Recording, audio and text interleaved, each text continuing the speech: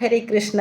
സർവം കൃഷ്ണപാദാർപ്പണസ്തു. ജയ ശ്രീ രാധരാധേ. സർവത്ര ഗോവിന്ദ നാമ സങ്കീർത്തനം. രാധേ രാധേ രാധേ കൃഷ്ണ ഗുരുവായൂരപ്പ. എൻ്റെ കൃഷ്ണതീർത്ഥം ചാനലിലേക്ക് എല്ലാവർക്കും സ്വാഗതം. എൻ്റെ ചാനലൊക്കെ കണ്ട് എല്ലാവരും ഒന്ന് ലൈക്കൊക്കെ ചെയ്യണേ. ഇന്ന് ഞാൻ പറയാൻ പോണത് ശനീശ്വരൻ, ശാസ്താവ്, സ്വാമി അയ്യപ്പൻ. അപ്പോൾ ഇത് മിക്കവർക്കും ഒരു ചോദ്യം, ശനീശ്വരൻ ശാസ്താവൊക്കെ ഒന്നാണോ എന്ന് ഞാനിന്ന് പറയാം. അതായത് ശനീശ്വരൻ എന്ന് പറയുന്നത് നമ്മുടെ സൂര്യൻ്റെയും ഛായയുടെയും പുത്രനാണ് ശനീശ്വരൻ. നവഗ്രഹങ്ങളിലെ ഒരു ഗ്രഹമാണ് ശനീശ്വരൻ. അല്ലാതെ ശാസ്താവുമായിട്ട് യാതൊരു ബന്ധവും ശനീശ്വരനില്ല. അപ്പം ശനീശ്വരൻ സൂര്യൻ്റെയും ഛായയുടെയും പുത്രനാണ്. ശനി എന്ന് വെച്ചാൽ ഭയങ്കര ദേഷ്യവും ആണ്. അതായത് സൂര്യനും ശനിയും തമ്മിൽ ഭയങ്കര ഭിന്നതയിലാണ്. അച്ഛനാണ് സൂര്യനെങ്കിലും ശനിക്ക് സൂര്യനോട് ഒരു ദേഷ്യമുണ്ട്. കാരണം എന്ന് വെച്ചാൽ യമധർമ്മൻ സ്വന്തം അമ്മയെ ഛായയെ അപമര്യാദയായിട്ട് ഉപദ്രവിക്കുമായിരുന്നു. സൂര്യഭഗവാനെന്നും മിണ്ടാറില്ല. എന്ത് ചെയ്താലും സൂര്യഭഗവാനെന്നും മിണ്ടാറില്ല അച്ഛനായ സൂര്യഭഗവാൻ. അതുകൊണ്ട് ശനിക്ക് അച്ഛനോട് ദേഷ്യമുണ്ട്. അതുകൊണ്ടാണ് സൂര്യനും ശനിയും തമ്മിലൊരു അകൽച്ചയുണ്ട്. അപ്പോൾ ത്രിമൂർത്തികൾ പോലും ശനിക്ക്, ത്രിമൂർത്തികളെടുത്തും മസുരന്മാരെടുത്തും എല്ലായിടത്തും ശനിക്ക് കോപമാണ്, ശനിക്ക് ദേഷ്യമാണ്. അതുകൊണ്ട് മിക്കവാറും ഇന്ദ്രനും ഒക്കെ ശനിയെ പേടിയാണ്.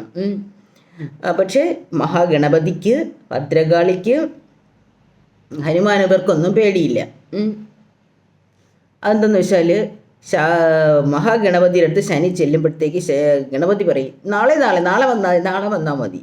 അപ്പോൾ അതുകൊണ്ട് ഗണപതിക്ക് എപ്പോഴും നാളെ എന്നാണല്ലേ പറയുന്നത്. കല്യാണത്തിൻ്റെത് കാര്യങ്ങൾ പോലും നാളെ എന്നല്ലേ പറഞ്ഞിരുന്നത്. അതുകൊണ്ട് ഗണപതി ആരാധിക്കുന്നവർക്കും ശനി നാളെ എന്നേ വന്നുകൊണ്ടിരിക്കും.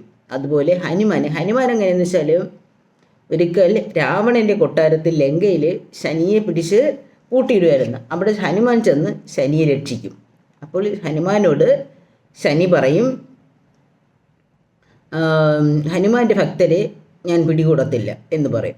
അങ്ങനെയൊരു കഥ പറയുന്നുണ്ട്. പിന്നെ ശനിയുടെ ദേവതയാണ് ഭദ്രകാളി എന്ന് പറയും. പിന്നെ ശനിയുടെ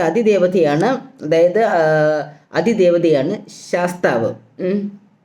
അപ്പോൾ അതുകൊണ്ടാണ് ശാസ്താ ക്ഷേത്രങ്ങളിലൊക്കെ അമ്പലങ്ങൾ എന്ന് മാത്രമേ പറയാവുള്ളൂ. ശാസ്താ നടകളിലാണ് ശനീശ്വരന് വേണ്ടി നമ്മൾ നീരാഞ്ജനം, എള്ളുകിഴി പായസം, പിന്നെ ശനീശ്വര ഹോമം, ഇതൊക്കെ നമ്മൾ ശാസ്താവിൻ്റെ നടയിലാണ് നടത്തുന്നത്. അതാണ്. അല്ലാതെ ശനീശ്വരനായിട്ട് പറഞ്ഞ് അവിടെ നമ്മൾ കൊണ്ട് ശനീശ്വരന് നീലാഞ്ജനമൊന്നും കത്തിക്കരുത് എന്നാണ് എൻ്റെ അറിവിൽ എനിക്കറിയാൻ കഴിയുന്നത്. കാരണം ശനീശ്വരൻ എന്ന് പറയുന്നത് ഒരു ഗ്രഹമാണ്. അത് ഈ ശനീശ്വരൻ്റെ അതിദേവതയായത് കൊണ്ടാണ് ശാസ്താവ്. അപ്പോൾ ശാസ്താവിനെ ഭജിച്ചു കഴിഞ്ഞാൽ നമുക്ക്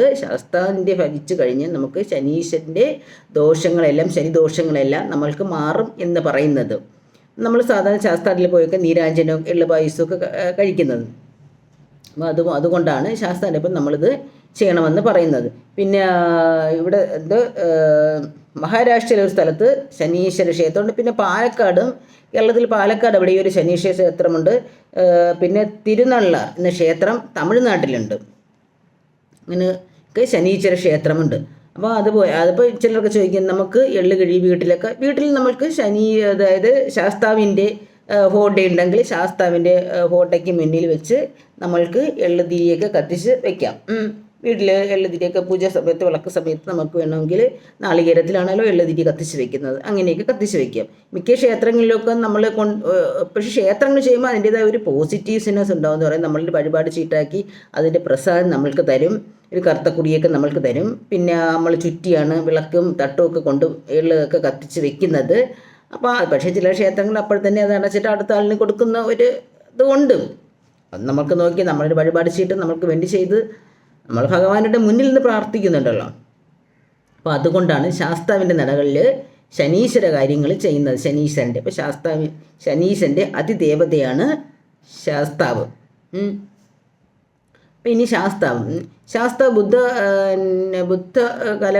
ബുദ്ധൻ്റെ കാലഘട്ടത്തിലെ ശാസ്താ ക്ഷേത്രങ്ങൾ ഉത്തരേന്ത്യ സംസ്ഥാനങ്ങൾക്ക് ഉണ്ടെന്നാണ് പറയുന്നത്. ശാസ്താവിൻ്റെ ക്ഷേത്രം അതൊരു 1000 വർഷങ്ങൾക്ക് മുൻപ് ശാസ്താവിൻ്റെ ക്ഷേത്രങ്ങളുണ്ടായിരുന്നെന്ന് പറയുന്നുണ്ട്. അപ്പോൾ ഈ ശാസ്താവ് എല്ലാവരും പൂജിക്കാറുണ്ട്, ശാസ്ത ദൈവമായിട്ടും.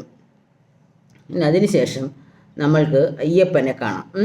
അതായത് 1000 വർഷങ്ങൾക്ക് മുൻപാണ് പന്തള രാജാവിന് മക്കളില്ലായിരുന്ന സമയത്ത് രാജാവ് ഇങ്ങനെ കാട്ടിലൂടെ നായാട്ടിന് പോകുന്ന സമയത്ത് ഒരു കുട്ടിയുടെ കരച്ചിൽ കേൾക്കുന്നുണ്ട്. അങ്ങനെ അവിടെ രഥം നിർത്തി നോക്കുമ്പോൾ ഒരു പട്ടിൽ പൊതിഞ്ഞ് ഒരു കുട്ടി അവിടെ കിടക്കുന്നു.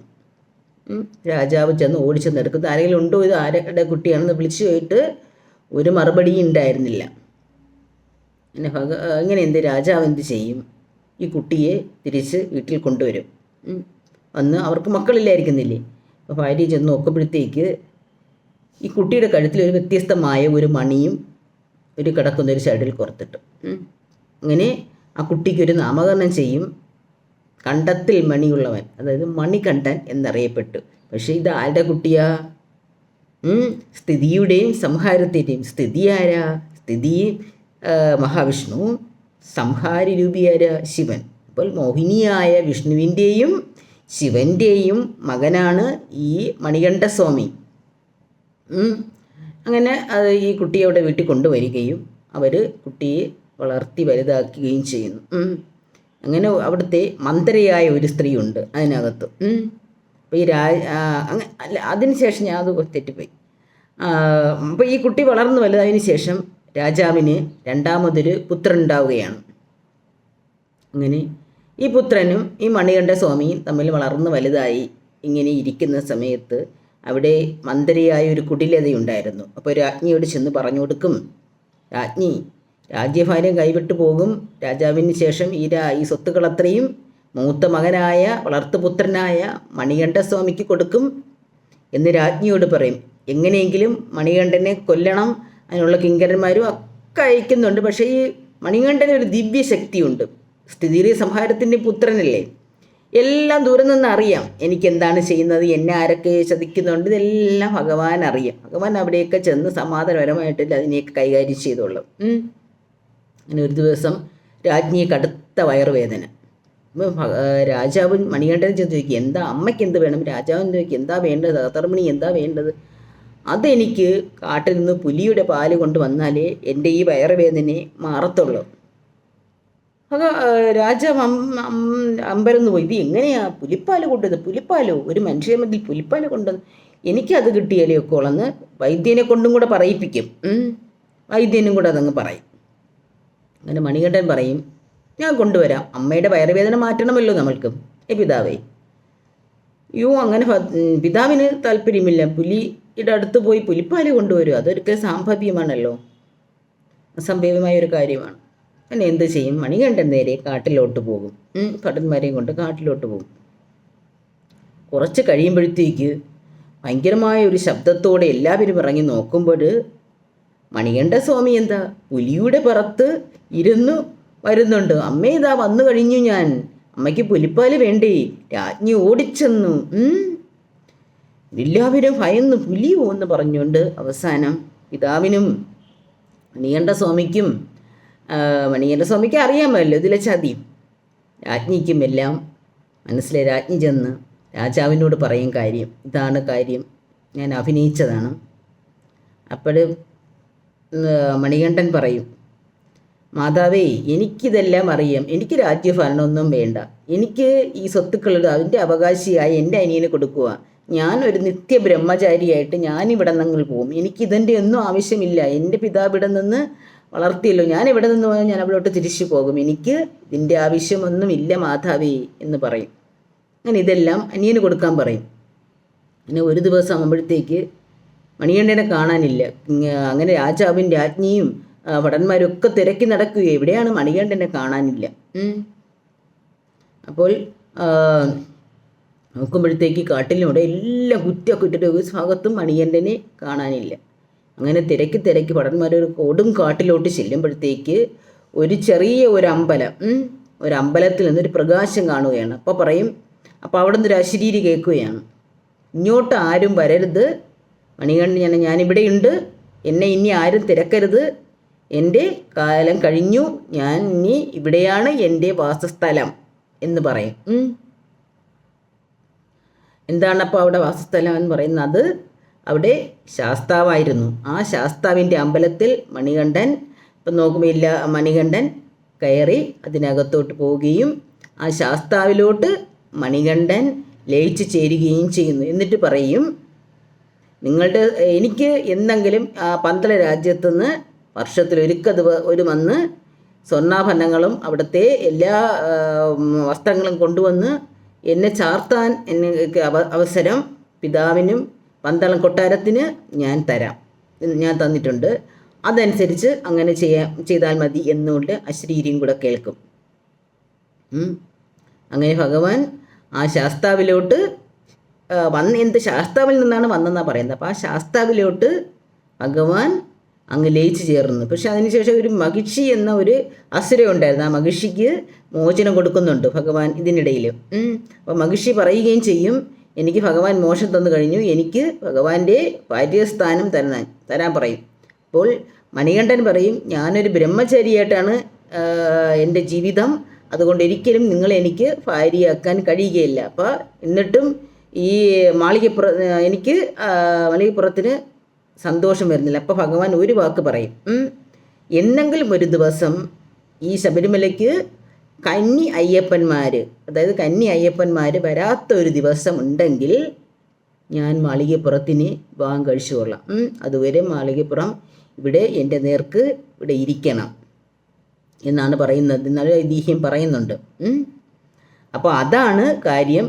അപ്പോൾ ശാസ്താവിൽ നിന്നാണ് അയ്യപ്പൻ ഉടലെടുത്തെന്നും ആ ശാസ്താവിലോട്ട് അയ്യപ്പൻ ലയിച്ചു ചേർന്നു എന്നാണ് പറയുന്നത്. അപ്പോൾ അയ്യപ്പനായും ആ ശാസ്താവുമാണ്.